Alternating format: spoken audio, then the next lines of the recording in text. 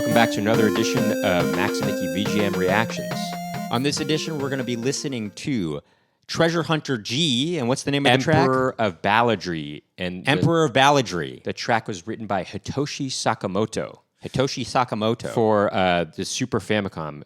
Uniquely released for the Super Famicom, not Super Nintendo, unfortunately. It's a 1996 release. Yeah, there. a late Super Famicom release. Although I think, as I was mentioning to Nikki just a moment ago, I mean, Nintendo 64 came out in 1996, but I think they continued releasing more titles on Super Famicom much later than... They didn't stop until much later after Super Nintendo, I believe. Anyway, if you're new to the channel or if you like what you hear and see today, please consider hitting the subscribe. Please consider hitting the subscribe button, clicking the like button, and please consider, if you're feeling extra generous, to donate to the channel if you want to help us build the channel by following the Venmo or PayPal links in the description below. And clicking on them. Sure. Not following them. We also have... we do comedy and music as well, and if you want to check out some of that stuff, please follow us on Instagram and TikTok at Max and Nicky. Without further ado, let's get into it with Treasure Hunter G. The track is Emperor of Balladry by Hitoshi Sakimoto. Here we go.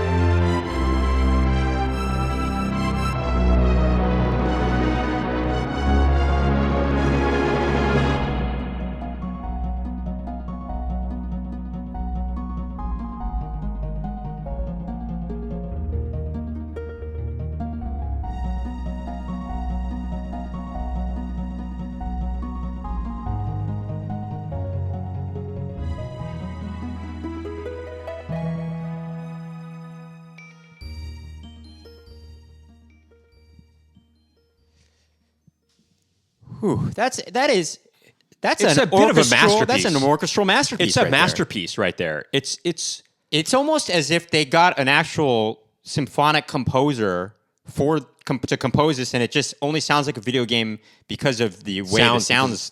It is so good. This is one of the top tracks of all time from video games. Period. I mean, I really believe that. I don't believe you. No, it's really good.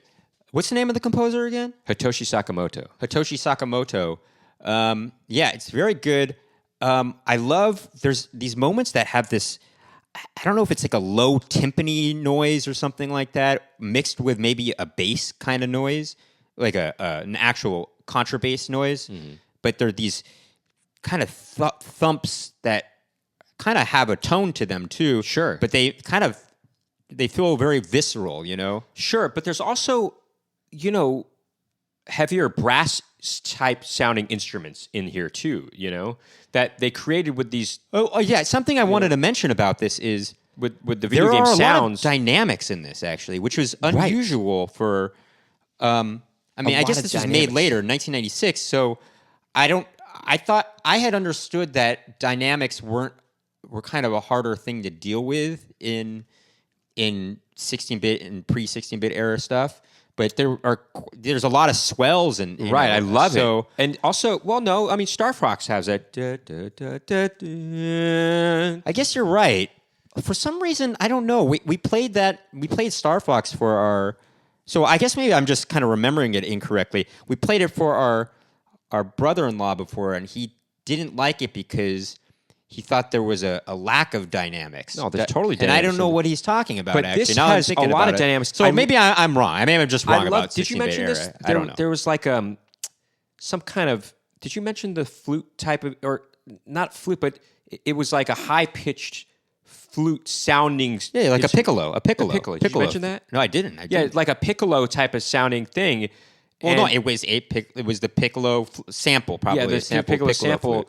I love that in this, you know? It's so cool. Well, it's very expertly placed. I mean, everything seems so well-intentioned. I mean, it sounds like a symphony composer really did this. This song is epic, don't you think? This is what you call an orchestral maneuver in the daytime. It's an epic sounding song, and there's maybe some Celtic influence in it, I would say, you know? Sure, maybe a little. Well, it actually kind of reminds me a little bit of Secret of Mana, actually. Oh, totally. Yeah. Of course, this was made by Square, you know, which... Actually, Secret of Mana has dynamics, too. Well, I don't know what I'm thinking about. Well, forget I said that thing about the This was made by Squaresoft, which did... Or the publisher was Squaresoft. The developer was Sting. But, you know, Squaresoft... Sting? Just kidding. But Squaresoft did publish a lot of these role-playing games like, you know, Secret of Mana and Final Fantasy. So it's not surprising that the kind of music would fall in line with that of those other games, you know. Well, sorry, would you consider Secret of Mana to be a role-playing game, though? I would say it's not. It's action-based. It's an action RPG, you know. As opposed to turn-based. Well, it is actually still turn-based. Because, well, it's not turn-based. No, it's not. No. Is that what they call it? Turn-based? Yeah, RPG? But you're not, turn-based is, you have to wait for your taking turns. You have to wait for your bar to fill up before you can attack again, you know?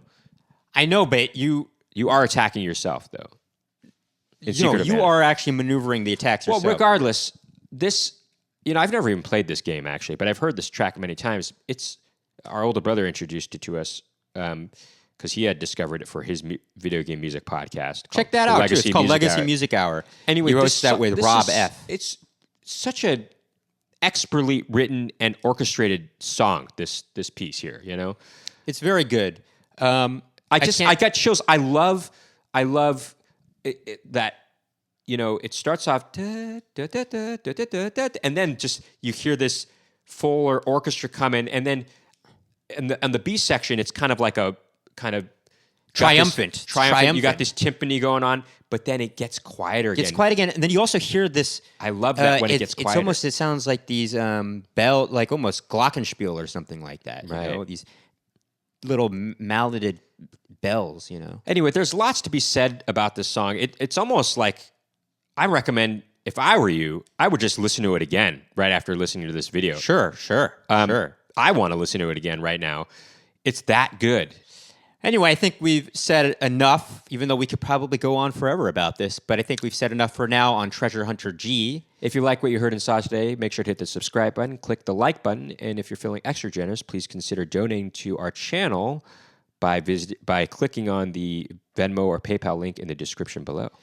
And if you want to check out some of our comedy and music stuff, please follow us at Max and Nicky on Instagram and TikTok.